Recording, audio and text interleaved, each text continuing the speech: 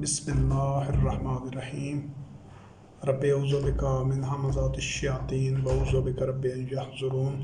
Rabbi ज़िदनी इल्मा rabbi इश्रह ली सदरी व यस्सिर ली अमरी वहलुल उक़दतम मिन लिसानी यफ़क़हू क़ौली। वस्सलामु अला मन इत्तबअल हुदा। अल्लाह वहदहू ला शरीक की नाज़िल करदा आखिरी किताब हिदायत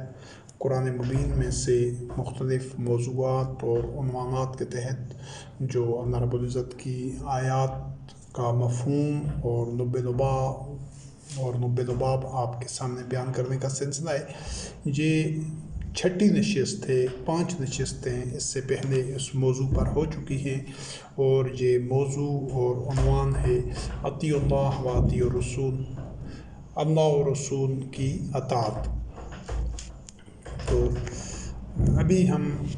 इस नशिस्त में आगाज़ करते हैं। ये तीसरा ज़िमनी मौजू है। पहला इस सिलसिले में जो ज़िमनी मौज़ूआत में से जो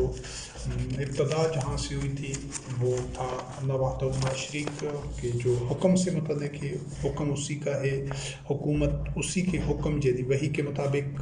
चलानी है और जो हुकाम होंगे वो उसी वही के मुताबिक फ़ैसले कर रहे होंगे। सारे अमूर चाहे वो मादनों किस से मुतल्लिक़ हों और चाहे वो दीगर इंतज़ामी और हुकूमती मामलात हों, मईशत, मुआशरत और दीगर अमूर से। और फिर दूसरा इसका ज़िमनी मौजू था कि कुरान मजीद ही वही ही वो अल्लाह का हुक्म है, इससे बाहर अल्लाह रब्बुल करीम का हुक्म कहीं नहीं है, यही उसका अमर है। फिर अल्लाह और रसूल जो एक निज़ाम का नाम है जो नबी करीम अलैहिस्सलाम की ज़िंदगी में तश्कील दिया गया था कि सब ने मिलकर वही का इत्तबा करना है। और वो निज़ाम उस दौर के लिए नहीं था कि बस उधर ख़त्म हो जाना था और आगे नहीं चलना था। आगे उसी निज़ाम को इमाम और उलिल अम्र ने ही चलाना था। दीगर मोमिनीन ने उनकी अताअत व इत्तबा करते हुए वही का इत्तबा करना था, सब ने मिलकर।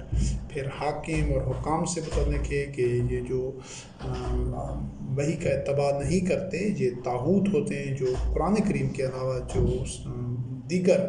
माखज़ के ज़रिए या अपनी अक़्ल व फ़िक्र की शहवात की बुनियाद के ऊपर, हवाए नफ्स की बुनियाद पर जो फ़ैसले करते हैं, जो गवर्नमेंटल स्ट्रक्चर आप बनाते हैं, चलाते हैं और इनफ़रादी व इज्तिमाई ज़िंदगी के अमूर वही के ताबे नहीं रखते, अपने आप को वही के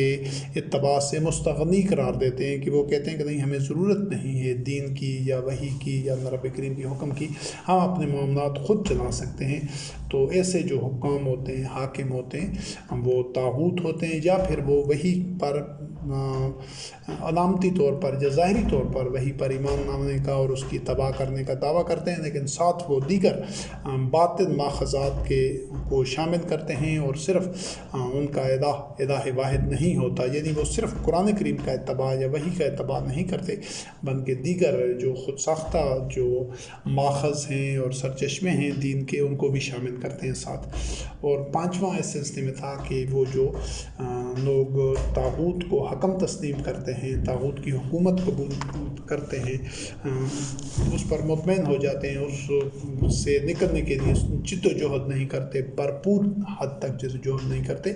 तो वो जो लोग हैं वो भी मोमिन नहीं हो सकते। वो अगर ज़ुबान से इकरार करते हैं अल्लाह का अब्द होने का, लेकिन वो तागूत के आगे वो मुतमईन हैं, वो सजदरेज़ हैं, उनके निज़ाम की तबाह कर रहे हैं, उनकी हुकूमत के, उनकी मुआशरती निज़ाम पर मुतमईन हो जाते हैं, ज़िंदगियाँ गुजार जाते हैं, अगली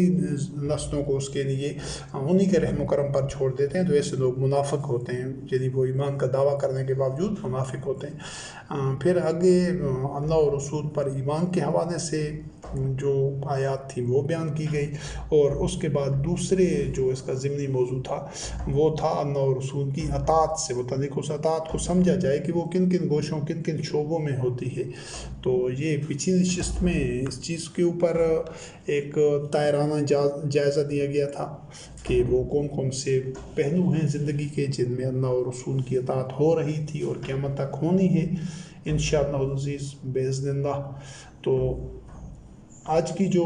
ये नशिस्त है इसमें अल्लाह और रसूल में तफरीक करने से अल्लाह रब्बुल करीम ने मना किया है कि मोमिनीन कभी भी अल्लाह और रसूल में तफरीक नहीं कर सकते। اس تفریق سے جو قطعی اجتناب کرنا ہے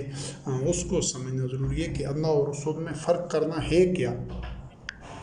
تو اللہ اور رسول میں تفریق سے قطعی اجتناب کرنا ہے۔ پہلے اس کو یہ بھی سمجھنا ضروری ہے کہ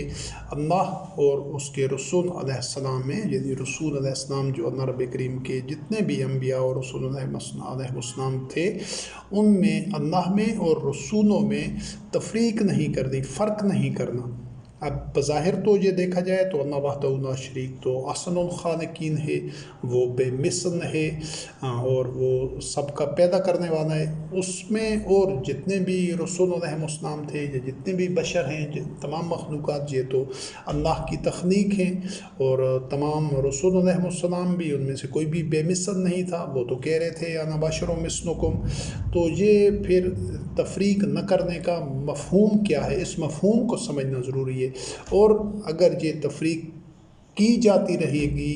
جس طرح کہ اب صدیوں سے مسلمان قوم اللہ اور رسول میں تفریق کر رہی ہے، یہ تفریق کرنا کفر ہے۔ جو بندہ بھی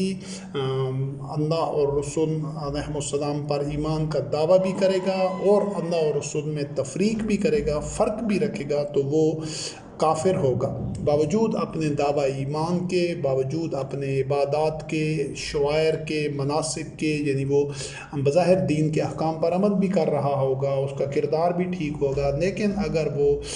اللہ اور رسول علیہ السلام میں تفریق کر رہا ہے تو وہ کافر ہوگا۔ تو لہٰذا یہ انتہائی لازمی اور بنیادی چیز ہے کہ اس اللہ اور رسول کے مابین تفریق کی نوعیت کو، اس کی حقیقت کو سمجھا جائے، اور پھر اس تفریق سے قطعی اور کلی طور پر اجتناب کیا جائے، یعنی کہ اس کے قریب بھی تاکہ انسان نہ جائے، تصور بھی نہ کرے وہ تفریق کرنے کا۔ تو اس سلسلے میں سورۃ النساء کی آیت نمبر 150 اور 151 ہیں، 2 آیات ہیں۔ ان الذین یکفرون باللہ ورسلہ ویریدون ان یفرقوا بین اللہ ورسلہ ویقولون نؤمن ببعض ونکفر ببعض ویریدون ان یتخذوا بین ذلک سبیلا اولئک ھم الکافرون حقا واعتدنا للکافرین عذابا مہینا۔ اب ان 2 آیات میں آپ دیکھیں کن کن لوگوں کا اللہ وحدہ لا شریک نے تذکرہ کیا ہے۔ ان الذین یکفرون باللہ ورسلہ، جو اللہ اور رسول سے کفر اختیار کرتے ہیں اور چاہتے کیا ہیں، ان یفرقوا بین اللہ ورسلہ، کہ اللہ اور اس کے رسولوں علیہ السلام کے درمیان تفریق کرے، اور یا یہ کہتے ہیں کہ نؤمن ببعض ونکفر ببعض، کہ بعض پر تو ہم ایمان لاتے ہیں اور بعض سے کفر کرتے ہیں، اور ویریدون ان یتخذوا بین ذلک سبیلا، کہ اور چاہتے یہ ہیں کہ اس کے درمیان کا کوئی راستہ اختیار کریں۔ اولئک ھم الکافرون حقا، وہ پکے کافر ہیں، اور وَأَعْتَدْنَا لِلْكَافِرِينَ عَذَابًا مُهِينًا، اور اللہ نے کافروں کے لیے عذاب مہین یعنی رسوائی کا اور ذلت کا عذاب تیار کر رکھا ہے۔ یہ اس کو سمجھیں، اس انداز سے، اس حوالے سے سمجھنا ضروری ہے کہ جو لوگ اس کو اللہ رب کریم نے کفر قرار دیا ہے، پہلی چیز، اور یہ جو اللہ اور رسول کے درمیان تفریق کرنا ہے، اور وہ کیا کرتے تھے، اس کی ایک تو جو صورت تھی وہ پہلے ایک عنوان اور ایک موضوع میں اس کو واضح کیا گیا ہے کہ جو یہود تھے وہ، یا جو مشرکین تھے، اہل کتاب تھے، اب جو مشرکین اہل کتاب تھے وہ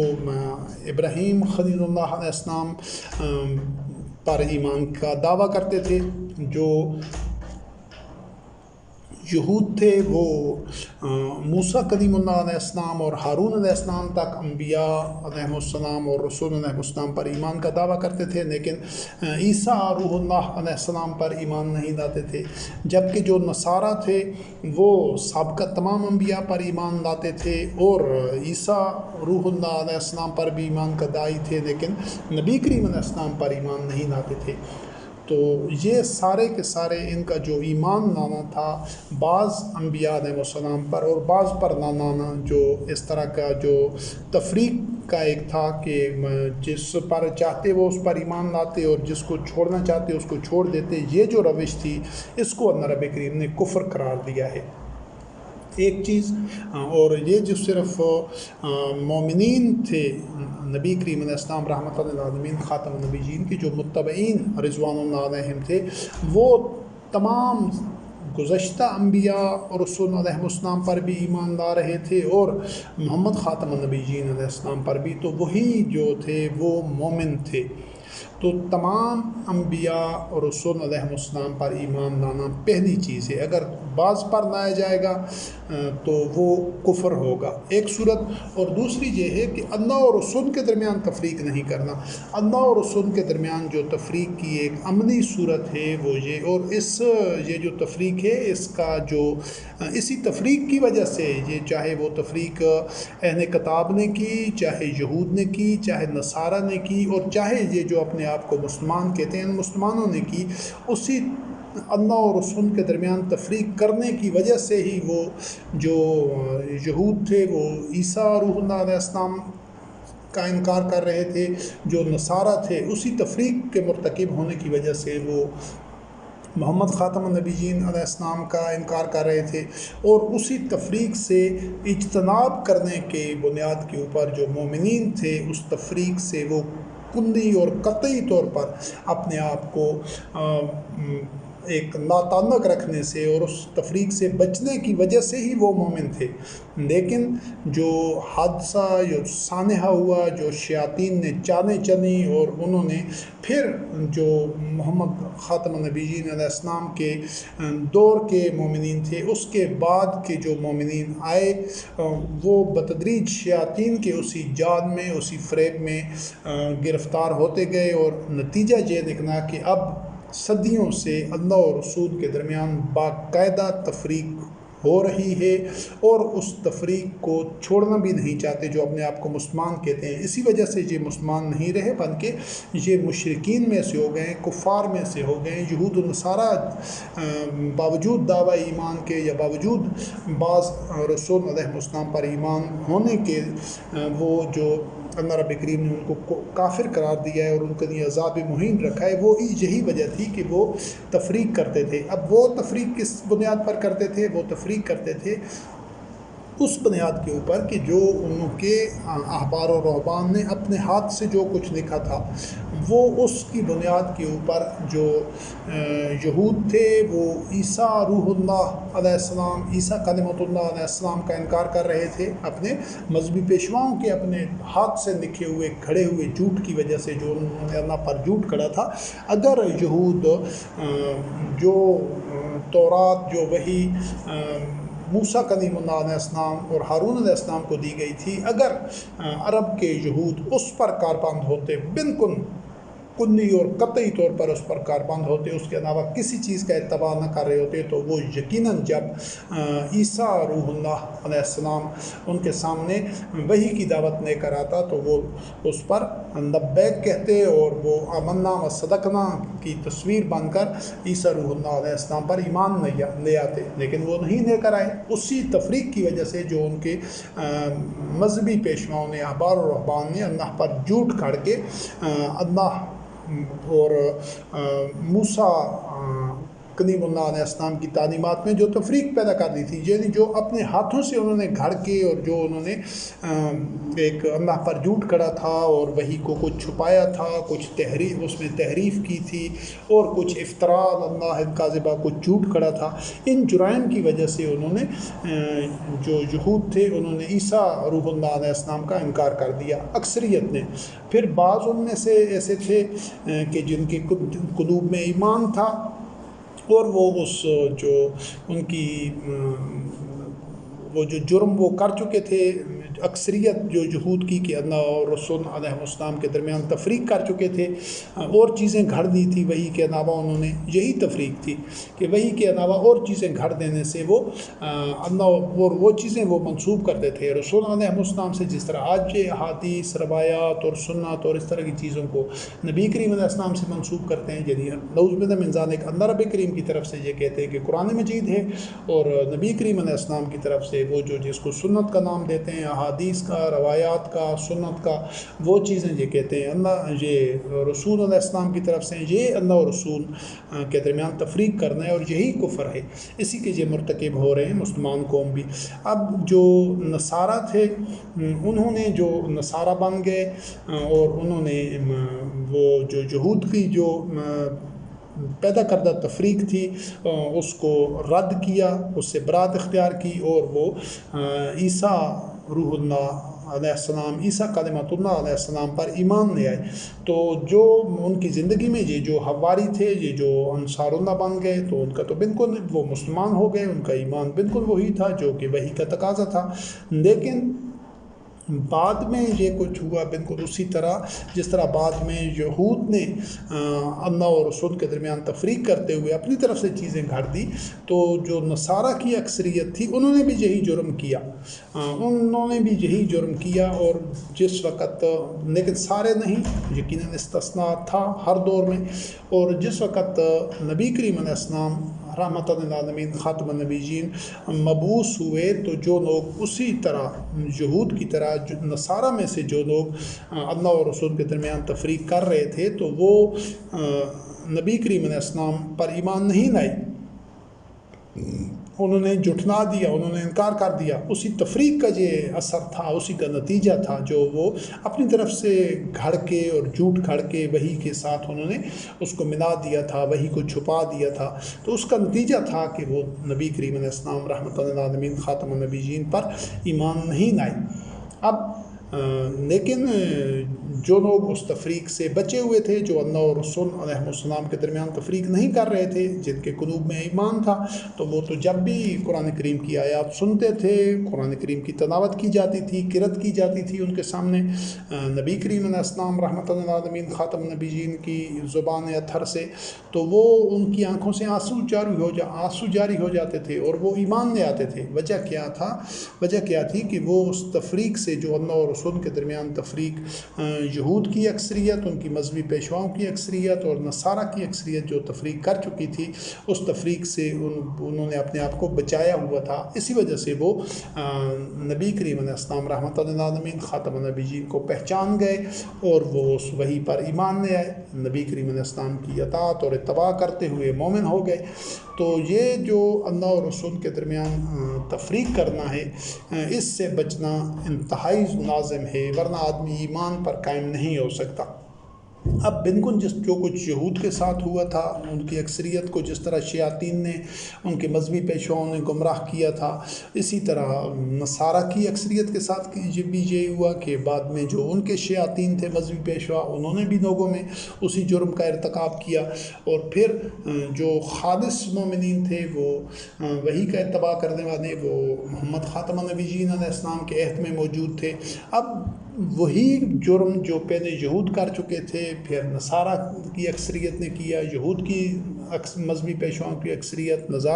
نصارہ کے عیسائیوں کی مذہبی پیشواؤں کی اکثریت جو جرم کر چکے تھے، وہی جرم یہ جو اپنے آپ کو مسلمان کہتے ہیں، ان کے مذہبی پیشواؤں کی اکثریت نے بھی کیا۔ شروع تو اس کام کو ان شیاطین نے کیا تھا جو مسجد زرار والے تھے، جنہوں نے اسلام کا لبادہ اوڑھا ہوا تھا، بظاہر عبادات اور مناسک اور شعائر کا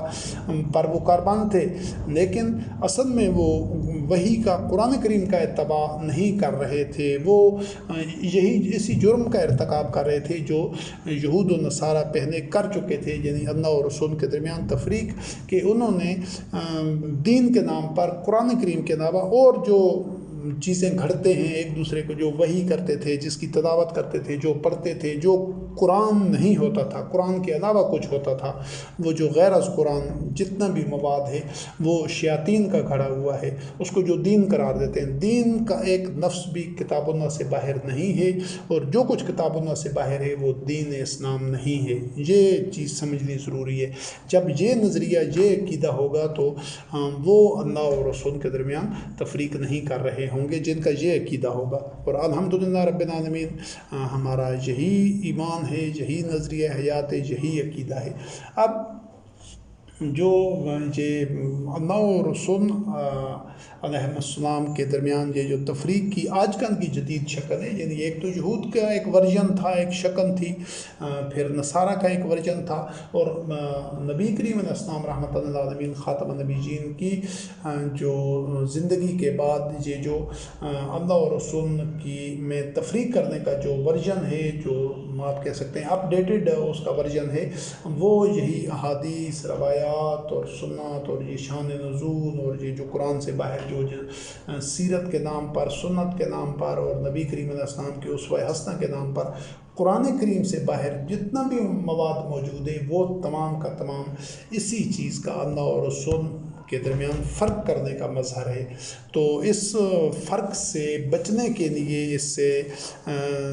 زہر آلود ہونے سے بچنے کے لیے، دامن بچانے کے لیے لازمی اور اولین جو تقاضا اور شرط ہے ایمان کی، جو لا الہ کا مرحلہ ہے کہ اس تفریق سے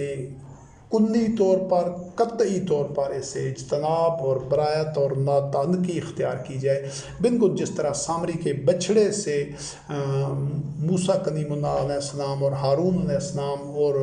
جو ان کے ساتھ مومنین تھے متبعین رضوان اللہ علیہم، انہوں نے جس طرح سامری کے بچھڑے سے برات اختیار کی تھی، اسی طرح ان جتنا بھی یہ 1400 سال میں جو کچھ لکھا گیا ہے کتابی صورت میں، اس سے برات اختیار کی جائے، اور یہ جو اس جو اللہ اور رسول کے درمیان تفریق کے مرتکب ہوئے ہیں، یہ مذہبی پیشوا،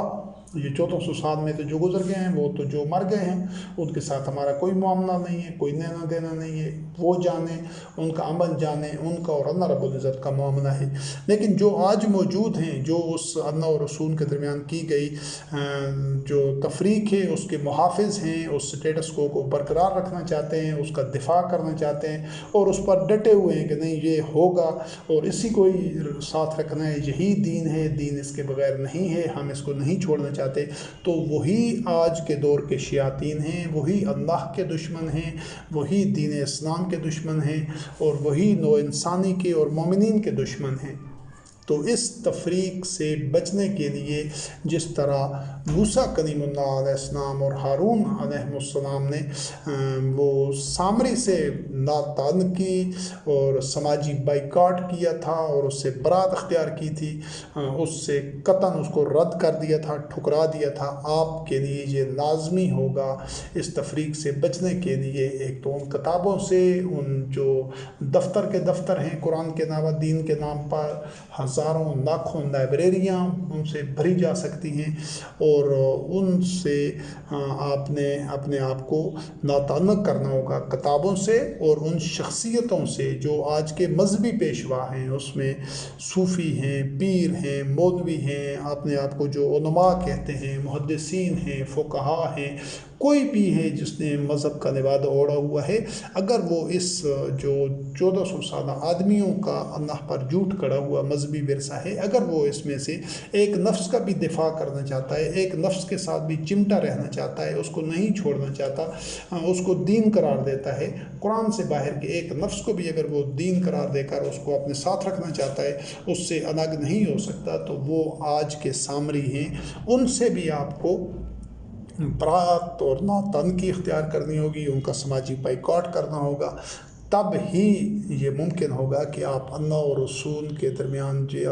جو تفریق کا جرم ہے اس کو رد کر سکیں، اور اس کو آپ اس سے ناتانکی آپ کی ثابت ہو جائے۔ اگر آپ ان کے ساتھ جتنے مذہبی پیشوا ہیں ان کے جو لٹریچر کو پڑھتے ہیں، اس پر کچھ نہ کچھ اس میں سے لیتے ہیں اور اس سے وابستہ رہتے ہیں، یا ان شخصیات کے، ان کی مسجدوں میں، ان کے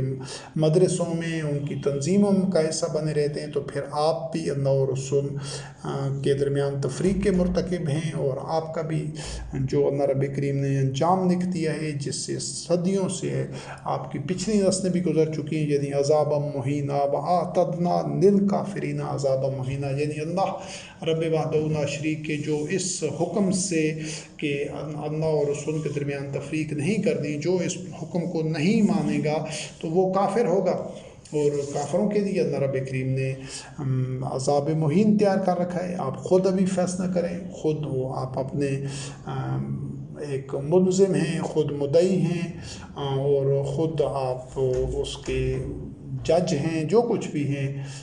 ملزم، مجرم، قاضی، وکیل، سب کچھ آپ خود ہی بن سکتے ہیں اور ایک فیصلہ کر سکتے ہیں کہ ہم نے کون سا راستہ اختیار کرنا ہے، اور ایسے ایمان کو اللہ رب کریم نے کفر قرار دیا ہے۔ اب اللہ اور رسول میں تفریق کے علاوہ ایک اور چیز ہے، یہ چوتھا ضمنی موضوع ہے، وہ تفریق بین الرسول سے قطعی اجتناب کرنا ہے۔ وہ تو اللہ اور رسول علیہ السلام میں تفریق تھی، اس سے بھی قطعی اور کلی طور پر بچنا ہے، اور جو اقدام اس کے لیے بتائے گئے ہیں ان دونوں اقدام پر عمل کریں گے تو تبھی اس سے بچاؤ، برات اور اس سے سماجی بائیکاٹ ان کا ممکن ہوگا۔ تو اگر اس کے علاوہ یہ جو دوسری تفریق ہے، تفریق بین الرسول سے قطعی اجتناب، یعنی رسول علیہ السلام کے درمیان بھی تفریق نہیں کرنا، اگر ان میں تفریق کی تو اس کا بھی آپ دیکھ لیں گے کہ وہ اللہ رب کریم کے حکم کی خلاف ورزی ہوگی۔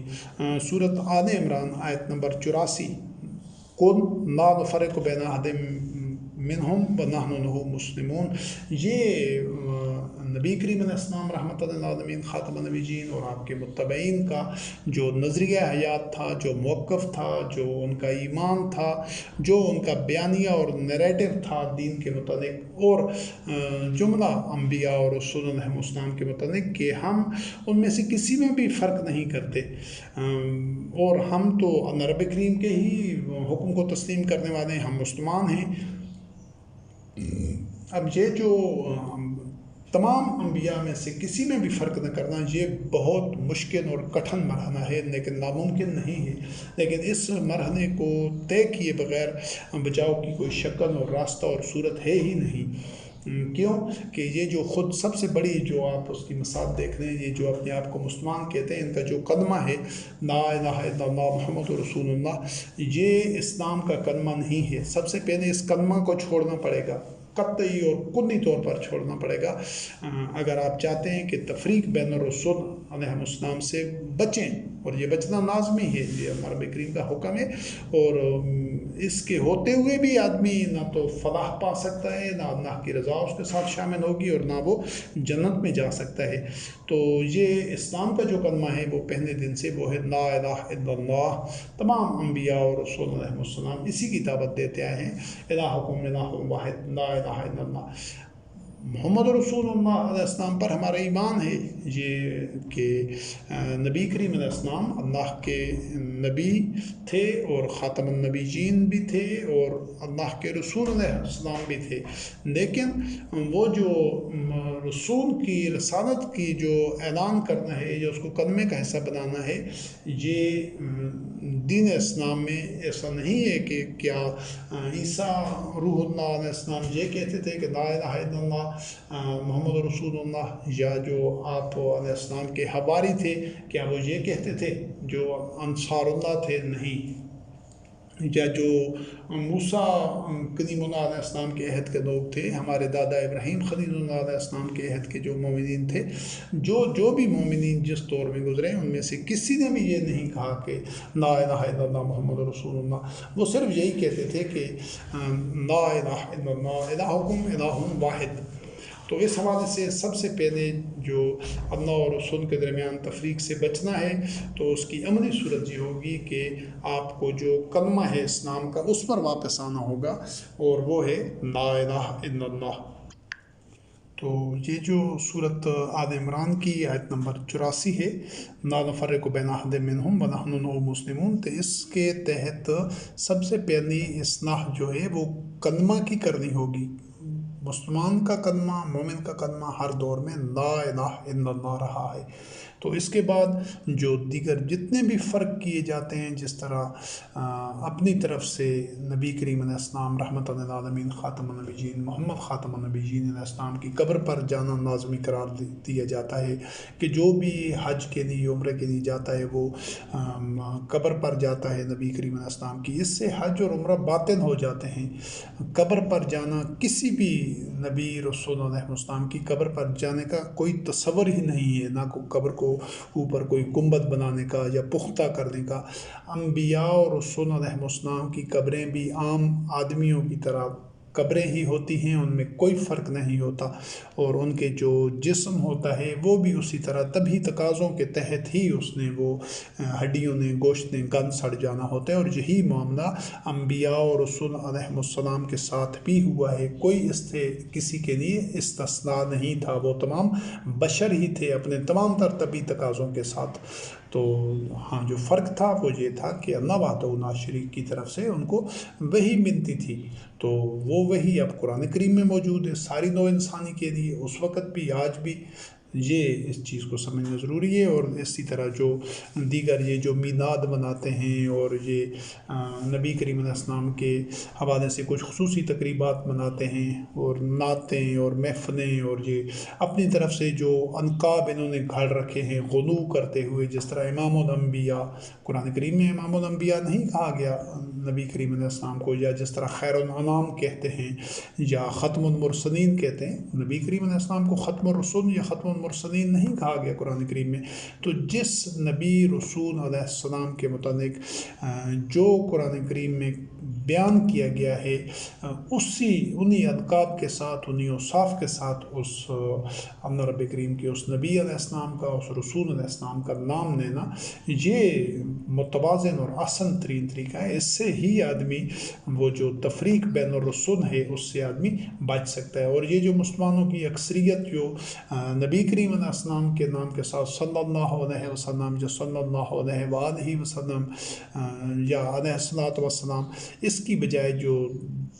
بہتر، درست اور متوازن طریقہ ہے وہ یہ ہے کہ آپ جس بھی نبی علیہ السلام کا نام لیں، تفریق تو کرنی نہیں ہے، وہ یا تو ان کو جو خوبی، جو وصف، جو پہچان، جو لقب اور جو منصب اللہ رب کریم نے قرآن کریم میں بیان کر دیا ہے اس کو ساتھ میں لائیں، بہت اچھی بات ہے۔ یا پھر اگر صرف نام لیتے ہیں تو علیہ السلام، نبی کریم علیہ السلام کا نام لیتے ہیں تو محمد علیہ السلام، جو اس کے علاوہ یعقوب علیہ السلام کا لیتے ہیں تو یعقوب علیہ السلام، یوسف علیہ السلام، یا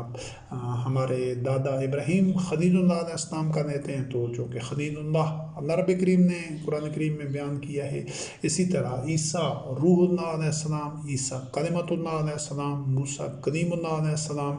اور اس جو محمد خاتم النبیین علیہ السلام، شاہداً و مبشراً و نذیراً و داعیاً الی اللہ بإذنہ و سراجاً منیراً علی خلق عظیم علیہ السلام، یہ سارے جو اوصاف ہیں اللہ رب کریم نے تو دیے ہیں۔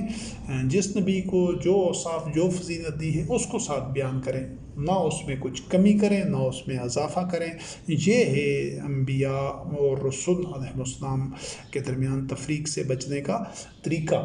اگر ہم اس طرح نہیں کرتے تو یہ جو انبیاء اور رسول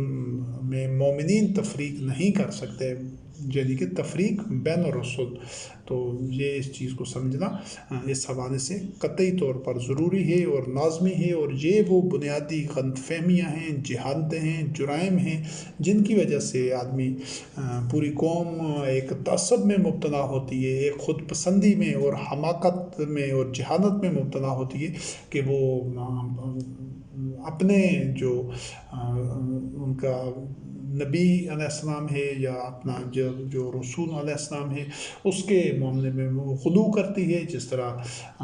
یہود نے کہا عزیر کو کہ اللہ کا بیٹا ہے، اور نصارہ نے عیسیٰ روح اللہ علیہ السلام کو اللہ کا بیٹا بنا دیا۔ تو یہ جو چیزیں ہیں ان کو قطعی اور کلی طور پر ان کو ختم کرنا ضروری ہوگا۔ یہ بتدریج آہستہ آہستہ شعوری طور پر اس کو ذہن سے نکالنا ہوگا، اللہ کی ان آیات کو، ان احکام کو سامنے رکھتے ہوئے۔ تو یہ کوشش ہو گیا۔ اس کے بعد اسی چیز کا ذکر سورۃ البقرہ کی آیت نمبر 136 میں ہے۔ اللہ رب کریم نے فرمایا قولوا لا نفرق بین احد منہم ونحن لہ مسلمون، کہ ان سے کہہ دو کہ ہم ان میں سے کسی میں، یعنی جتنے بھی اللہ رب کریم کے انبیاء اور رسول علیہ السلام ہیں، ہم ان میں سے کسی میں بھی فرق نہیں کرتے، اور ہم اللہ رب کریم کے آگے سر تسلیم خم کرنے والے ہیں۔ یعنی کہ جو مسلمان ہے اس کے لیے لازم ہے کہ وہ ایک تفریق کا مرتکب نہ ہو رسول علیہ السلام کے درمیان۔ ابھی جس طرح یہ اپنے آپ کو مسلمان کہتے ہیں، یہ نبی کریم علیہ السلام کو شافع محشر کہتے ہیں کہ قیامت کے دن شفاعت کریں گے۔ اللہ رب کریم نے کہیں نہیں کہا کہ محمد خاتم النبیین علیہ السلام شفاعت کریں گے قیامت کے دن۔ اللہ وحدہ لا شریک بہتر جانتا ہے کہ کون شفاعت کرے گا، کس کی کرے گا، کس طرح ہوگی، لیکن جو کچھ بھی ہوگا اللہ رب کریم کے اذن کے ساتھ ہوگا۔ ہمارے لیے ہمارا صرف اسی پر ایمان ہے۔ کسی کو یہ حق نہیں ہے کہ کوئی کہے کہ فلاں شفاعت کریں گے اور فلاں کی کریں گے۔ تو یہ جو جہالت ہے، یہ جو خوش فہمی ہے، یہ احمقوں کی جو جنت میں رہنے والے تھے، یہ جہود اسی طرح کی اپنی جہالت کی وجہ سے اسی طرح کی غلط فہمیوں میں جو یہود عوام الناس تھے وہ مبتلا تھے کہ ہم جہنم کی آگ ہمیں نہیں چھوئے گی مگر یہ کہ چند دنوں کے لیے، اور ہم اللہ کے بیٹے ہیں اور اللہ کے محبوب ہیں اور اس طرح کی چیزیں۔ تو یہ انہیں جہالتوں میں مسلمان بھی مبتلا ہیں، اور یہ وہی جو فرق ہے رسول علیہ السلام کے درمیان یہ وہ بھی کر رہے ہیں۔ تو اس کے علاوہ یہ جو سورۃ النساء کی آیت نمبر 152 ہے، اس میں بھی اللہ وحدہ لا شریک نے یہی چیز بیان فرمائی، والذین آمنوا باللہ ورسلہ ولم یفرقوا بین احد منہم اولئک سوف یؤتیہم اجورہم، کہ جو اللہ پر جو مومنین ہیں وہ اللہ پر ایمان لاتے ہیں، والذین آمنوا باللہ ورسلہ، اور اس کے رسولوں علیہ السلام پر، ولم یفرقوا بین احد منہم، اور ان میں سے کسی میں تفریق نہیں کرتے، اولئک سوف یؤتیہم اجورہم، ان قریب اللہ رب کریم ان کو ان کے یعنی کہ یہ جو درست ایمان لانا ہے قرآن کریم کے مطابق، اس کا اللہ رب کریم ان کو جزا دے گا، اجر دے گا، نتیجہ اور ثمر دے گا، کیونکہ جب ایمان درست ہوگا اس طرح کہ جس طرح اللہ رب کریم نے قرآن کریم میں بیان کیا ہے، تو تب ہی اس کا اعمال صالح ہو سکتے ہیں، اور وہ اعمال قابل قبول ہوں گے اور وہ نتیجہ خیز ہوں گے۔ اب جو پانچواں اس کا ضمنی موضوع ہے اطیع اللہ و اطیع الرسول کا، وہ ہے اطیع اللہ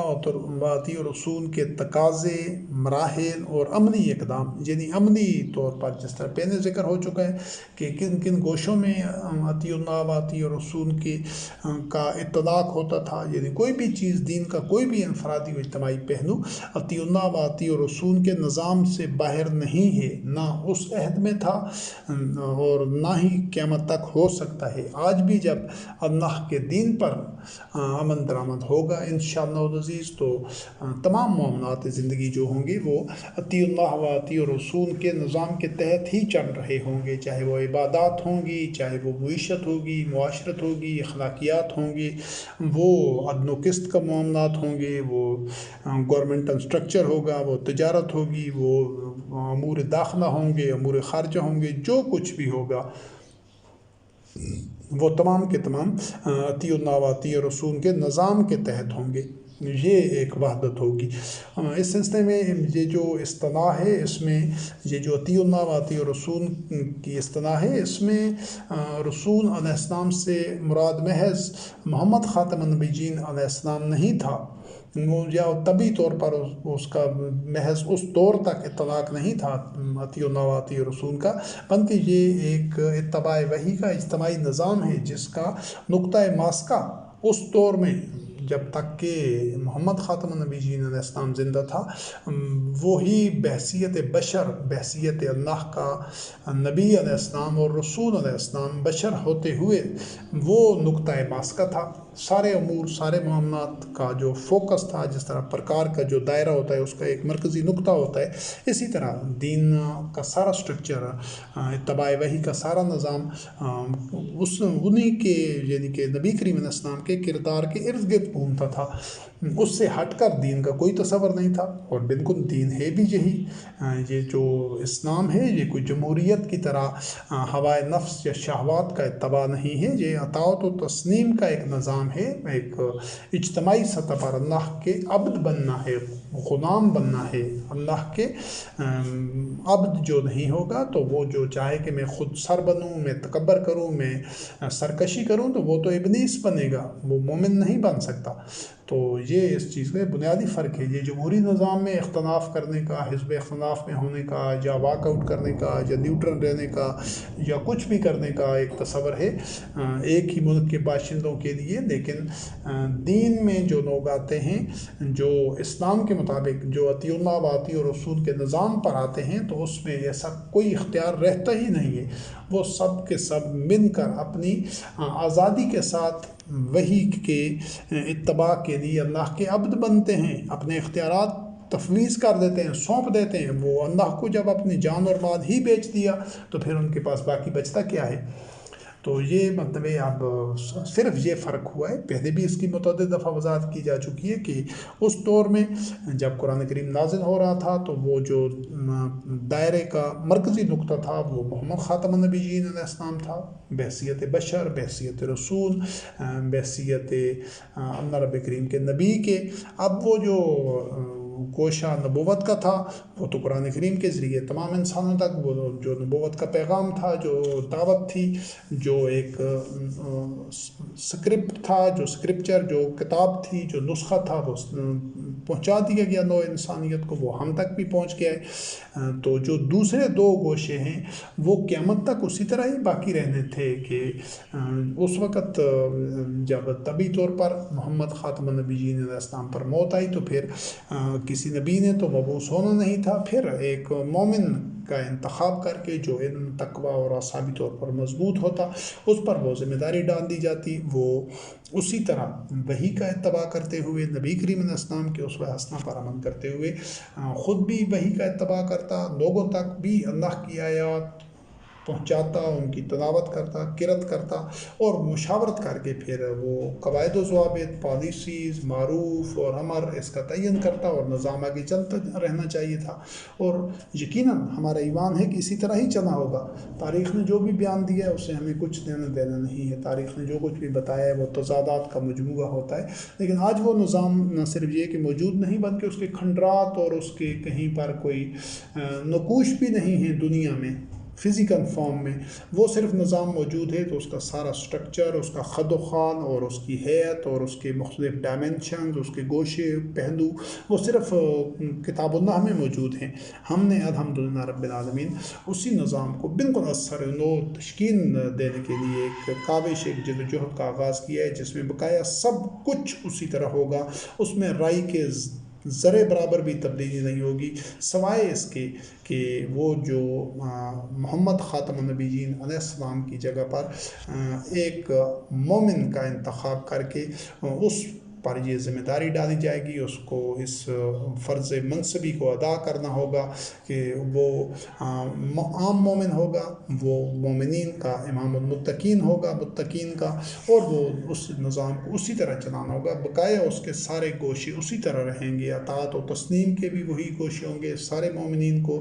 آمنا و صدقنا، سمعنا و اطعنا، سلم و تسلیمہ کا پیکر بن کر اس نظام کا حصہ بننا ہوگا۔ جو چاہیں گے،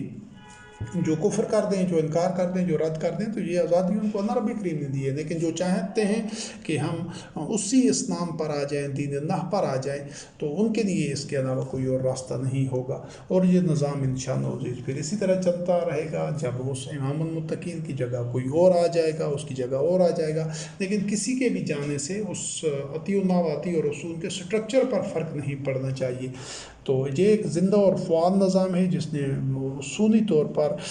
قیامت تک فعال اور مؤثر رہنا ہے، اور انشاءاللہ نزیز رہے گا۔ یہ کسی حد تک محدود سٹرکچر نہیں تھا کہ جو محمد خاتم النبیین علیہ السلام کی طبی زندگی کے ساتھ ہی معطل اور غیر فعال ہو جانا تھا۔ تو اس سلسلے میں ابھی آپ دیکھیں کہ یہ جتنی بھی آیات آئیں گی اطیع اللہ و اطیع رسول کے تقاضوں سے متعلق، مراحل سے اور عملی اقدامات سے متعلق، تو آپ یہ دیکھیں گے کہ یہ اطیع اللہ و اطیع رسول کا دائرہ کار کہاں تک وسیع ہے، یعنی اس کے بغیر آپ کی زندگی کے کسی شعبے میں، کسی پہلو میں، کسی گوشے میں اصلاح ہو ہی نہیں سکتی۔ سورۃ توبہ کی آیت نمبر 1 ہے، براۃ من اللہ ورسولہ الی الذین عاہدتم من المشرکین، کہ جن مشرکین سے تم نے عہد کیا تھا ان کے لیے اللہ اور رسول کی طرف سے برات ہے، یعنی کہ وہ مشرکین چونکہ وہ عہد شکن تھے، وہ مطلب ایک عہد کی پاسداری نہیں کر رہے تھے، تو ان کے ساتھ عہد کو مزید باقی نہیں رکھا جا سکتا تھا۔ لیکن یہ جو اعلان تھا برات کا، یہ صرف اللہ رب کریم کی طرف سے نہیں تھا،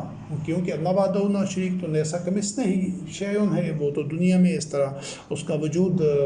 کسی پیکر میں سما نہیں سکتا، کسی بشری پیکر میں یا کسی بھی پیکر میں، کہ وہ نامحدود ہے۔ وہ محدود کے پیکر میں ہوگا تو سامنے آئے گا، اور محدود کے پیکر میں وہ ہوتا ہے تو وہ رب نہیں رہتا، وہ محدود کے پیکر میں آ نہیں سکتا۔ نامحدود کا ہم تصور نہیں کر سکتے، نامحدود کا ہم مشاہدہ نہیں کر سکتے، کیونکہ ہماری اپنی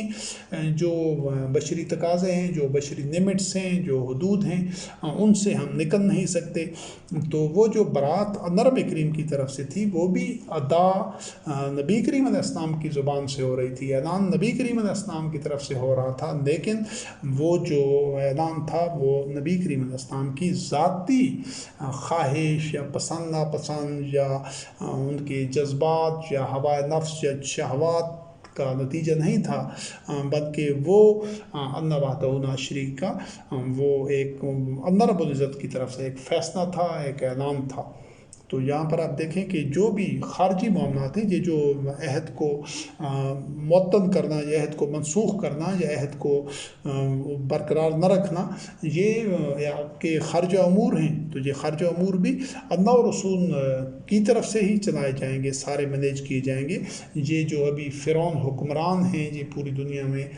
تمام ممالک کے سربراہان، ان کی طرف سے یہ خارجہ امور طے نہیں کی جاتے۔ انہوں نے جو طے کیے ہیں تو انہوں نے تو دنیا کو جنگ اور فساد اور خوف اور ہراس اور جارحیت اور یہ دو عظیم جنگیں جو ہو چکی ہیں، ان کے علاوہ دیہ کیا ہے، آج جو دنیا کے کونے کونے میں وقتاً فوقتاً چھیڑی جانے والی جنگیں ہوتی ہیں، آگ و خون کا جو کھیل ہوتا ہے، وہ اسی طرف سے ہوتا ہے کہ ان کے جو فیصلے ہوتے ہیں وہ انہی کی ذات کی طرف سے ہوتے ہیں۔ تو یہ جو اللہ اور رسول کا فیصلہ تھا، نہ اس وقت نبی کریم علیہ السلام کی ذاتی حیثیت سے تھا، اور نہ آج ہوگا اور نہ قیامت تک ہوگا، کیونکہ اللہ اور رسول کا فیصلہ آج بھی ہوگا اللہ اور رسول کی طرف سے، تو وہ وحی کے تقاضوں کا ایک عملی اطلاق ہوگا، اور قیامت تک ہوگا تو اس وقت بھی جو وحی کے تقاضوں کا جو عملی اطلاق ہوگا، اسی بنیاد پر یہ سارے خارجہ امور طے کیے جائیں گے انشاءاللہ باذن اللہ۔ اور پھر سورۃ توبہ کی آیت نمبر 3 ہے، وَآذَانٌ مِّنَ اللَّهِ وَرَسُولِهِ إِلَى النَّاسِ يَوْمَ الْحَجِّ الْأَكْبَرِ أَنَّ اللَّهَ بَرِيءٌ مِّنَ الْمُشْرِكِينَ وَرَسُولُهُ فَإِن تُبْتُمْ فَهُوَ خَيْرٌ لَّكُمْ وَإِن تَوَلَّيْتُمْ فَاعْلَمُوا أَنَّكُمْ غَيْرُ مُعْجِزِي اللَّهِ، کہ یہی اسی بات کو دہرایا گیا ہے کہ اللہ اور رسول کی طرف سے آذان ہے، اعلان ہے، یہ ڈکلریشن ہے لوگوں کے لیے آج حج اکبر کے دن کہ اللہ مشرکین سے برات اختیار کرتا ہے، اللہ تعلق کی اختیار کرتا ہے۔ وہ عہد ان کے ساتھ جو تھا وہ ختم ہو گیا ہے، کیونکہ وہ عہد کی پابندی نہیں کر رہے تھے جو مشرکین ان کے ساتھ، اور یہ مشرکین و رسول ہو، یعنی کہ اللہ ان سے بری ذمہ، وآذان من اللہ ورسولہ، ان اللہ بری من المشرکین ورسولہ، کہ اللہ بری ذمہ ہے اور اس کا رسول، یعنی اللہ اور رسول کے درمیان کوئی فرق نہیں ہے جس طرح آج انہوں نے فرق بنایا ہوا ہے۔ تو اگر ان کو پھر ایک موقع بھی دیا گیا مشرکین کو کہ اگر تم توبہ اختیار کرتے ہو اور تم اپنی اس روش کو، حدود شکنی کو، عہد شکنی کو، اور اس طرح کی یہ جو تمہاری سازشیں ہیں، ریشہ دوانیاں ہیں، اور یہ جو تمہارے اندر آتش انتقام بھڑک رہی ہے، اگر وہ تم اس کو چھوڑتے ہو، توبہ کر دیتے ہو، تو یہ تمہارے لیے بہتر ہے۔ اور اگر تم منہ موڑ دیتے ہو اور اسی روش پر رہتے ہو، یہ جو تخریبی سرگرمیاں ہیں تمہاری، تو پھر دیکھ لینا کہ تم اللہ کو عاجز نہیں کر سکتے ہو، یعنی آخر کار تمہیں جتنا بھی تم ہاتھ پاؤں مار دو، آخر کار تمہیں شکست کا ہی سامنا کرنا پڑے گا۔ تو اس کے بعد یہ سورۃ توبہ کی آیت نمبر 3 تھی۔ تو یہ سورۃ توبہ کی آیت نمبر 3 ہے کہ وہ جو معاملات ہو رہے ہوتے تھے، چاہے وہ داخلی معاملات ہوں، جو خارجی معاملات ہوں، وہ سب کے سب اللہ اور رسول کی اطاعت کی ایک شکل ہوتے تھے، ایک گوشہ ہوتا تھا اللہ اور رسول کی اطاعت کی۔ تو اطاعت کا آج پوری دنیا میں، چاہے وہ اپنے آپ کو مسلمان کہتے ہیں یا جو دیگر سیکولر ممالک ہیں، ان میں سے کوئی بھی ایک بندہ جو قرآن کی اساس کے اوپر جو حق کی شہادت دیتے ہوئے وہ یہ نہیں کہہ سکتا کہ آج ہم اللہ اور رسول کی اطاعت کر رہے ہیں زندگی کے مختلف معاملات میں، مختلف پہلوؤں میں، مختلف گوشوں میں، انفرادی و اجتماعی طور پر ہماری جو داخلہ پالیسی ہے، خارجہ پالیسی ہے، تعلیمی نظام ہے، جو معاشی سارا نظام ہے، معیشت کا، جو اخلاقیات کا ہے، جو سوشل جسٹس کا ہے، جو عدل و قسط کا ہے، تو وہ کوئی بھی نہیں کہہ سکتا۔ اب اور اس کو اگر دو پہلوؤں سے دیکھا جائے تو جو اپنے آپ کو مسلمان کہتے ہیں اور تقریباً جو دنیا کے 150 کے قریب مسلمان جو ملک ہیں، جو دنیا کے 150 کے قریب ملک ہیں جو کہ سیکولر ہیں، جو جن کے حکمران جس طرح چائنا ہے، انڈیا ہے، یورپین ممالک ہے، امریکہ ہے، اس طرح ان کے جو سسٹم ہے سیکولر سسٹم ہے، یا ان کے اپنے کچھ عقائد اور ایک باطن نظریات ہیں، وہ تو اسلام کو سرے سے جو ان کے گورنمنٹل سٹرکچر ہے وہ سیکولر ہے، وہ اسلام کو تو تسلیم ہی نہیں کرتے بطور دین کے۔ تو جو لوگ ان کی اطاعت کر رہے ہیں، ان کی زندگی کے تمام معاملات پہلو سوائے جو ایک مناسک اور شعائر کے، یا یہ جو حلال حرام کی پابندی ہے، یہ جو کھانے پینے کے جو حلال حرام کے معاملات ہیں، یا دیگر جو عبادات اور مناسک ہیں، ان کے علاوہ تو ساری جو ان کی پالیسیز ہیں گورنمنٹ کی، اور جو گورنمنٹ کے جتنے وہ معیشت سے متعلق معاملات ہیں، ایجوکیشن سے ہیں، جو بھی ہیں، تو ان کے متعلق کوئی بھی شخص نہیں کہہ سکتا کہ ہم اللہ اور رسول کی اطاعت کر رہے ہیں۔ تو جب اللہ اور رسول کی اطاعت نہیں کرتے تو وہ کر رہے تو وہ کلیئرلی اور بالکل کلیئرٹی کے ساتھ واضح اور دو ٹوک انداز میں ان کو سمجھ لینا چاہیے کہ وہ طاغوت کی اطاعت کر رہے ہیں، تیسرا راستہ نہیں ہے۔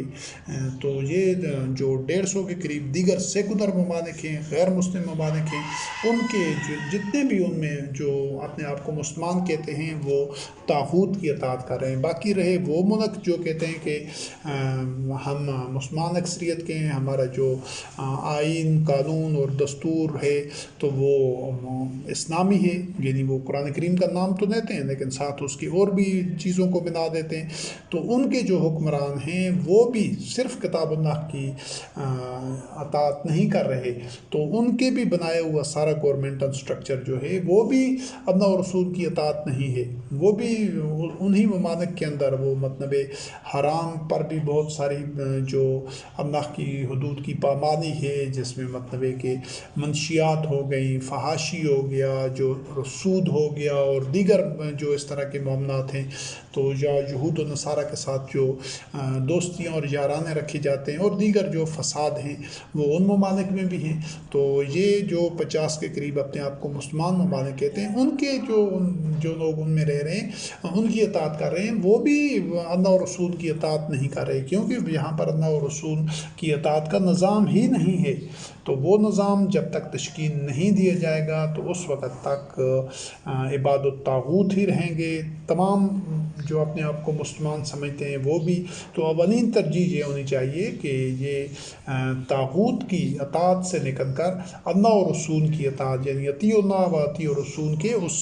فعال اور مؤثر اور منظم نظام، اس مشینری، اس سٹرکچر کی تشکیل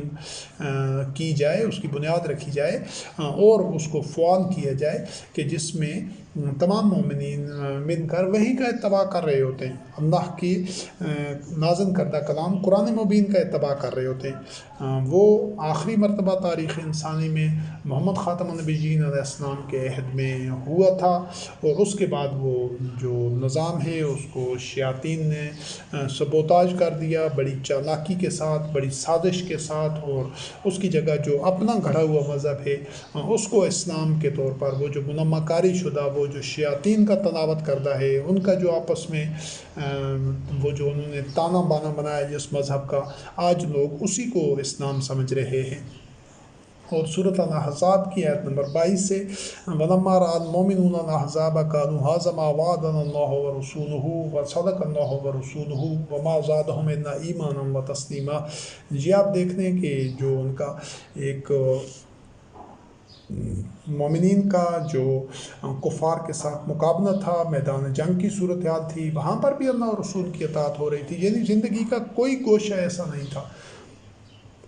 جو اللہ اور رسول کی اطاعت سے باہر ہو۔ تو اسی کو اللہ رب کریم نے بیان کیا ہے وَلَمَّا رَأَى الْمُؤْمِنُونَ الْأَحْزَابَ، جب مومنین نے اپنے مخالف جماعتوں کو دیکھا تو انہوں نے کہا کہ هَٰذَا مَا وَعَدَنَا اللَّهُ وَرَسُولُهُ، یہی تو ہے جس کا اللہ اور رسول نے ہمارے ساتھ وعدہ کیا ہے۔ اب آپ دیکھیں کہ اللہ وحدہ لا شریک تو کسی عام لوگوں کے ساتھ آ کر نہ تو کلام کرتا ہے، نہ ان کو ایسا کوئی وعدہ کرتا ہے، تو اللہ رب العزت تو بے مثل ہے، وہ تو اس طرح آ کر آدمیوں سے مخاطب نہیں ہوتا۔ تو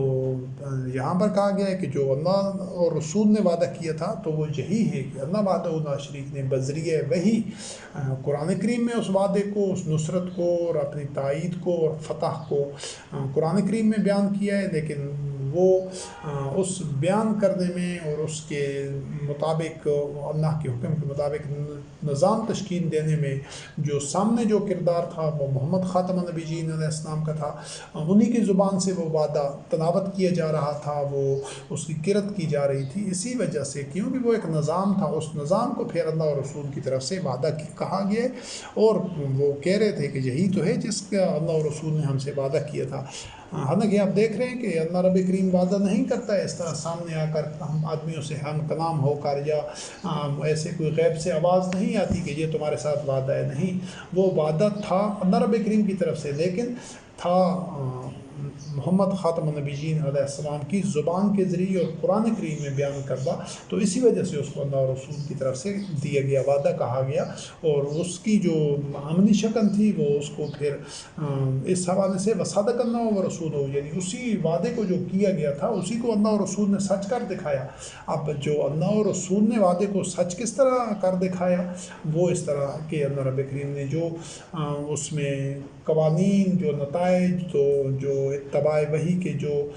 ایک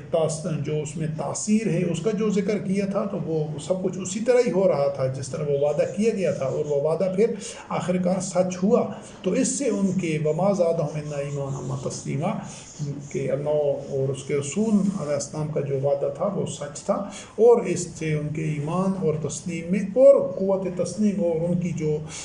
ایک خوع تسلیم تھی اس میں اور اضافہ ہوتا گیا۔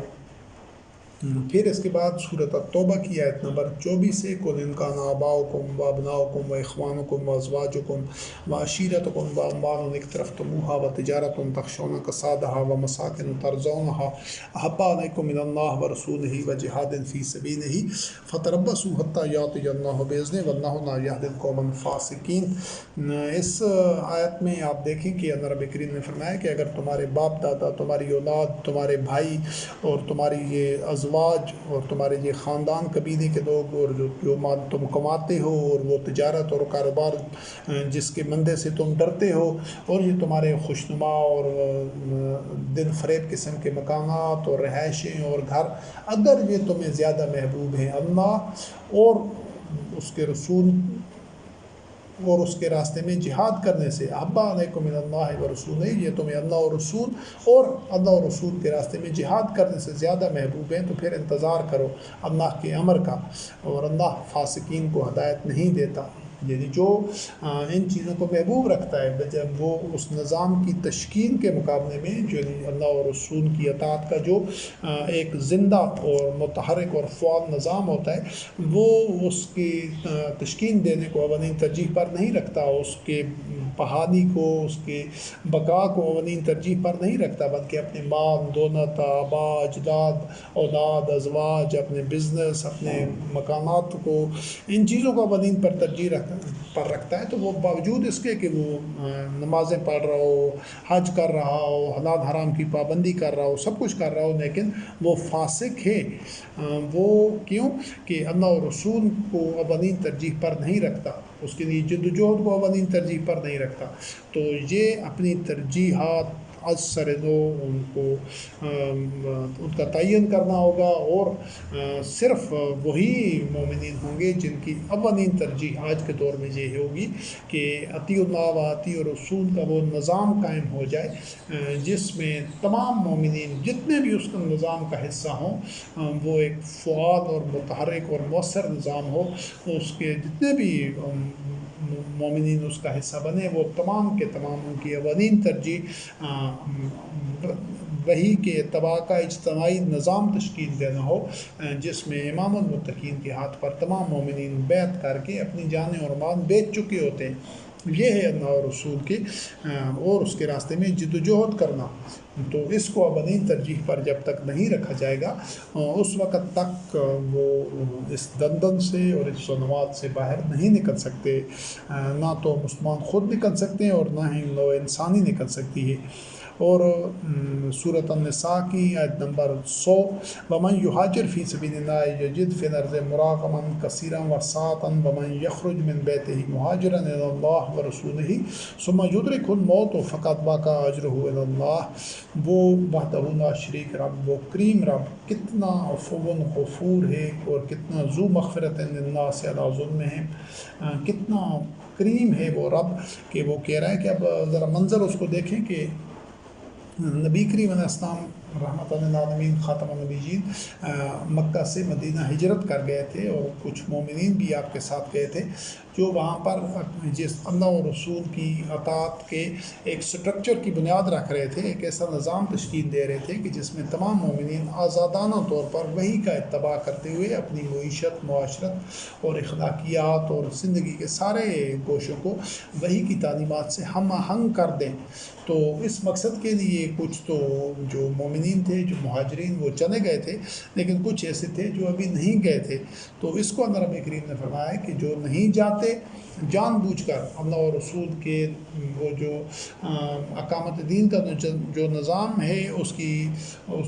کا حصہ بننے کے لیے، اس کی جان مال کے ساتھ اس کی نصرت و تائید کرنے کے لیے وہ نہیں جاتے، بلکہ اپنے وطن کو یا عزیز و غارت کو اولین ترجیح پر رکھتے ہیں، تو ان کے ساتھ مومنین کی اللہ رب کریم کی اور رسول علیہ السلام کی ولایت کا رشتہ باقی نہیں رہتا۔ اور جو وہاں سے گھر سے نکل پڑتا ہے وَمَن یُہَاجِرْ فِی سَبِیلِ اللَّهِ، اور یہاں پر آپ دیکھ لیں کہ اسی اللہ و رسول کی جو اطاعت کا نظام ہے اسی کو سبیل اللہ کہا گیا ہے، یہی اللہ کا راستہ ہے۔ سبیل اللہ ہے ہی یہی کہ جس راستے پر چلتے ہوئے تمام مومنین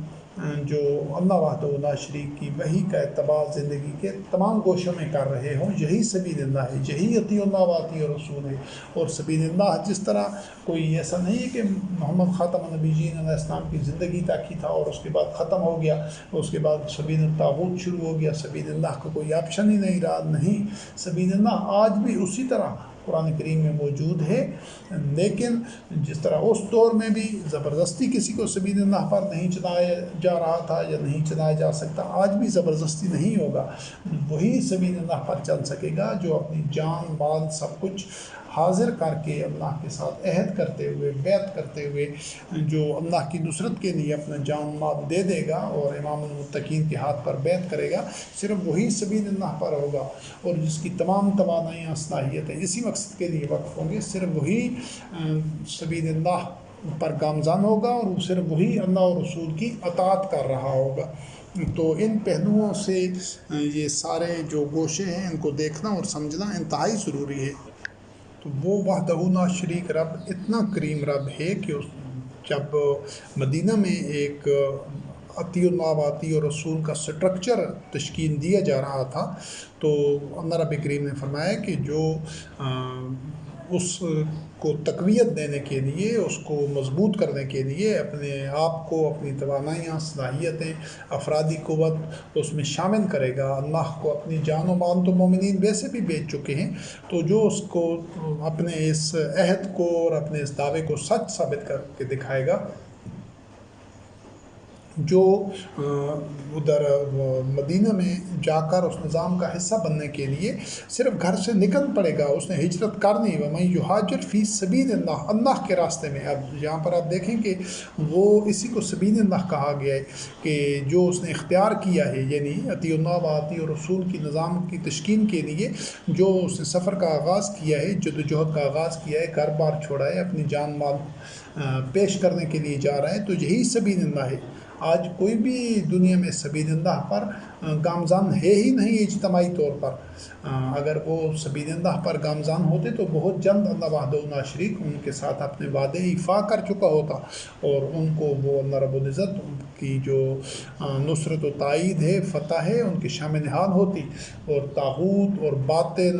اپنے منطقی انجام تک پہنچ چکا ہوتا ہے۔ لیکن صدیوں سے اس تصور کو ہی فراموش کر دیا ہے، کیونکہ اللہ اور رسول کے درمیان تفریق کی جا رہی ہے۔ اللہ کی جو حکم ہے، جو وحی ہے اللہ رب کریم کا، وہ قرآن کریم، اس کو قرآن کریم کے اندر اس کو تسلیم کیا جاتا ہے، اور جو رسول کریم علیہ السلام کی اطاعت ہے اس کو وہ قرآن کریم سے باہر تسلیم کیا جاتا ہے، احادیث، روایات، سنت وغیرہ کی صورت میں۔ تو یہ اللہ اور رسول کے درمیان تفریق ہے۔ تو وہ جو مومنین تھے جو محمد خاتم النبیین علیہ السلام کے عہد میں تھے، وہ اللہ اور رسول کے درمیان تفریق نہیں کر رہے تھے، وہ وہی ایک راستہ تھا، وہی کے اتباع کا جو نبی کریم علیہ السلام کا تھا، اور وہی راستہ تھا جو آپ کے متبعین رضوان اللہ علیہم کا تھا۔ تو اللہ رب کریم نے فرمایا جو ہجرت کرے گا فی سبیل اللہ، اس کو اللہ رب کریم زمین میں وسعتیں دے گا، اور بہت ساری نعمتیں بنائیاں، اور اس کو بہت ساری محبوب چیزیں عطا کرے گا، کیونکہ جو مکہ میں تھے تو وہ تو اپنے جانوں پر ظلم کر رہے تھے، وہاں پر تو طاغوت تھا، مکہ میں مشرکین تھے، ان کا جبر تھا، اور وہ ایک دین کے معاملے میں آزادی بھی نہیں دینا چاہتے تھے مومنین کو، مسلمانوں کو۔ تو ان کے چنگل سے اور اس جو ان کی ایک محکومیت سے نکلنا کے لیے جو عملی اقدام اٹھائے گا، تو اللہ رب کریم نے فرمایا کہ اللہ رب کریم اس کو زمین میں وسعتیں اور بہت مرغوب چیزیں دے گا، اور جو گھر سے نکل پڑے گا اللہ کی طرف، مہاجرن الی اللہ و رسولہ، اللہ اور رسول کی طرف ہجرت کرتے ہوئے گھر سے نکل پڑے گا۔ تو آپ جہاں پر دیکھیں کہ اس کو مکمل کر لیتے ہیں پہلے، ثم یدرک الموت فقد واقع اجرہ الی اللہ، پھر اس پر موت واقع ہو جاتی ہے راستے میں، ابھی بے شک وہ پہنچا نہ بھی ہو، تو اس پر اس کا جو اجر ہے وہ اللہ رب کریم پر لازم ہو جائے گا۔ یعنی اللہ وحدہ لا شریک اتنا کریم رب ہے کہ صرف آدمی جب عملی اقدام اٹھا لیتا ہے تو وہ اس کو اجر اس کا دے دیتا ہے، حالانکہ بے شک ابھی وہ پہنچا بھی نہ ہو، اس نے کوئی جہاد بھی نہ کیا ہو، قتال بھی نہ کیا ہو، لیکن وہ اس عزم کو لے کر وہ فیصلہ کر لیتا ہے، اور وہ مفادات کی سطح سے اور شوہ نفس سے اور وہ ہوائے نفس سے اور خوف سے بلند تر ہو جاتا ہے، اور اللہ کے ساتھ اپنے کیے گئے وعدے کو سچ ثابت کر دکھاتا ہے، اپنے عمل کے ساتھ عملی قدم اٹھا دیتا ہے، تو اللہ رب کریم اس کا جو اجر ہے وہ اس پر لازم قرار دے دیتا ہے اپنے اوپر، کہ اس کو جنت میں جگہ ملتی ہے۔ آپ یہاں پر ایک اور پوائنٹ کو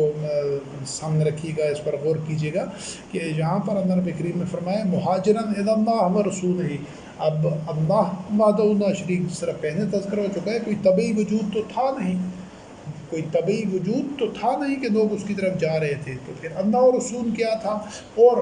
جو نظام تھا وہ صرف رسول اللہ علیہ السلام خاتم النبیین، محمد خاتم النبیین کی کوئی ذاتی خواہش یا ذاتی صوابدید یا ذاتی کوئی ان کے ہوائے نفس اور شہوات کا یا کوئی اپنی پسند ناپسند کا کوئی مظہر نہیں تھا، وہ وحی کی بنیاد پر تھا۔ تو وحی کی بنیاد پر جو اللہ کا بشر وحی کے اتباع کا اجتماعی نظام، قواعد و ضوابط، طریقہ کار، پالیسیز اور اقدامات کرتا ہے وحی کے مطابق، تو وہی نظام ہی اللہ اور رسول کا نظام اطاعت ہوتی ہے۔ اس کے بعد سورت الحدید کی آیت نمبر 25 سے کہ ساری انسانی تاریخ میں لقد ارسلنا رسلنا بالبینات وانزلنا معهم الکتاب والمیزان لیقوم الناس بالقسط وانزلنا الحدید فیہا باس شدید ومنافع للناس وليعلم الله من ينصره ورسله بالغیب کہ اللہ رب کریم نے رسولوں کو بھیجا واضح دلائل اور براہین اور نشانیاں دے کر، اور ان کے ساتھ کتاب اور میزان کو نازل کیا، وانزلنا معهم الکتاب والمیزان کہ انہوں نے یعنی وحی کو توازن کے ساتھ وحی پر عمل کرنا ہے، اور تاکہ لوگوں میں عدل و قسط کی بنیاد کے اوپر سارے معاملات ہوں۔ یہ مقصد ہے وحی کے نازل کرنے کا، تاکہ ظلم کی جڑ کٹ سکے، جبر کی، محکومیت کی اور عبادت الطاغوت ہونے کا جو سلسلہ ہے اس کو روکا جا سکے، بلکہ یقوم الناس بالقسط لوگوں میں قسط ہو، ساری نوع انسانی عدل و قسط کے ساتھ جی سکے۔ اور اس کے ساتھ اللہ رب کریم نے فرمایا کہ ہم نے لوہا نازل کیا، فیہ باس شدید، یعنی اس جو اطیعوا و اطیعوا الرسول کا نظام ہوتا ہے اس کے ساتھ قوت کا شامل ہونا بھی ضروری ہے، تاکہ وہ قوت کے ساتھ جو شر ہے، فساد ہے،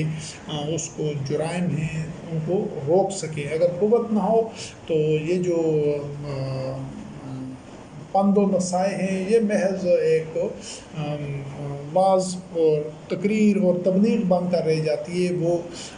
ظلم کا سد باب کرنے کے لیے، وہ طاغوت کا راستہ روکنے کے لیے وہ مؤثر نہیں ہوتی، وہ پند و نصائح اور تقاریر۔ تو اس چیز کو سمجھنا ضروری ہے۔ فی باس شدید و منافع للناس ولیعلم اللہ من ینصرہ ورسلہ بالغیب، یعنی یہ جو انبیاء علیہ السلام کو کتاب دی گئی اور ان کو وہ توازن دیا گیا تاکہ لوگ نوع انسانی کو وہ قسط کے اوپر قائم رکھیں، اور یہ جو ان کو طاقت دی گئی لوہے کے ذریعے ان کو ایک تقویت دی گئی جس میں ایک لڑائی کا سامان بھی ہے اور دیگر منافع بھی ہیں لوگوں کے لیے، تاکہ اللہ دیکھ لے کہ کون اللہ اور اس کے رسول کی جو نصرت ہے وہ کون کرتا ہے بالغیب، ان دیکھے۔ تو یہ جو نصرت ہے، پھر یہاں اللہ اور رسول کا لفظ استعمال ہوا ہے کہ یہ الگ سے کوئی نبی کریم علیہ السلام کی ذات کے حوالے سے لوگ ذاتی طور پر ذاتی معاملات میں نصرت نہیں کر رہے تھے، وہ جو جان مال دے رہے تھے وہ صرف اللہ کی رضا کے لیے دے رہے تھے، اور یہی وہ اللہ اور رسول کی نصرت کرنا اسی کو قرار دیا ہے اللہ رب العزت نے۔ پھر اس کے بعد سورۃ الحشر ہے، اس کی آیت نمبر 8 ہے، مال فے کی تقسیم کے متعلق اللہ رب العزت نے فرمایا للفقراء المہاجرین الذین اخرجوا من دیارہم واموالہم یبتغون فضلا من اللہ ورضوانا وینصرون اللہ ورسولہ اولئک هم الصادقون۔ یہ مال فے ایسا مال املاک دولت اسباب وسائل ہوتے تھے جو بغیر کسی جنگ کے مومنین کے ہاتھوں آ جاتے تھے، اس کی تقسیم کے بارے میں اللہ رب کریم نے ایک اصول دیا ہے کہ یہ جو مال فے ہے یہ ان فقیروں اور مہاجرین کے لیے ہے جن کو ان کے گھروں میں سے نکالا گیا ہے، وہ ان کے مالوں سے ان کو محروم کیا گیا ہے، وہ اللہ کا فضل چاہتے ہیں اور اس کی رضا کے متمنی ہیں، اور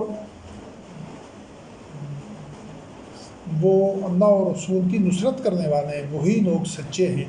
تو یہاں پر بھی آپ دیکھیں کہ وَيَنْصُرُونَ اللَّهَ وَرَسُولَهُ، تو یہ جو گھر بار چھوڑنے والے مہاجرین تھے اور اس کے اللہ کی نصرت کے لیے جو کچھ انہوں نے چھوڑا، تو چونکہ ان کی احتیاج اور ضرورت ابھی باقی تھی تو اس کو اللہ رب کریم نے اللہ اور رسول کی نصرت قرار دیا، کیونکہ انہوں نے کوئی اپنے ذاتی یا علاقائی یا قومی یا لسانی کسی بنیاد کے اوپر وہ جان و مال انہوں نے پیش نہیں کیا تھا، بلکہ اللہ کی نصرت کے لیے۔ تو انہی مومنین کے متعلق اللہ رب کریم نے فرمایا اولئک هم الصادقون، وہی صادق ہیں، سچے ہیں۔ تو اس کے ساتھ ہی ہم اس نشست کو مکمل کرتے ہیں، اور انشاءاللہ العزیز جو بقیہ آیات ہیں اس عنوان کی وہ اگلی نشست میں ان کو پورا کریں گے، اور یہ اس وقت تک یہ سورۃ الحشر کی آیت نمبر 8 تک ہم نے پڑھا ہے، اور اس کے بعد جو بقیہ آیات ہیں وہ انشاءاللہ العزیز اگلی نشست میں ان کی تلاوت کی جائے گی۔ تو اس کو جو مضمون ہے اس کے چونکہ متعدد گوشے ہیں اطیع اللہ و اطیع الرسول کے، تو یہ تب ہی اچھی طرح ذہن نشین ہوں گے جب اس مضمون کو آپ توجہ سے سنیں گے اور اس کے سارے گوشوں پر غور و فکر کریں گے، ان آیات کو قرآن کریم میں سے دیکھیں گے، اور ضرورت پڑے تو 1 دفعہ 2 دفعہ 3 دفعہ اس کو بار بار سنیں، تب یہ ذہن نشین ہوں گے۔ تو السلام علیکم من اتبع الہدی۔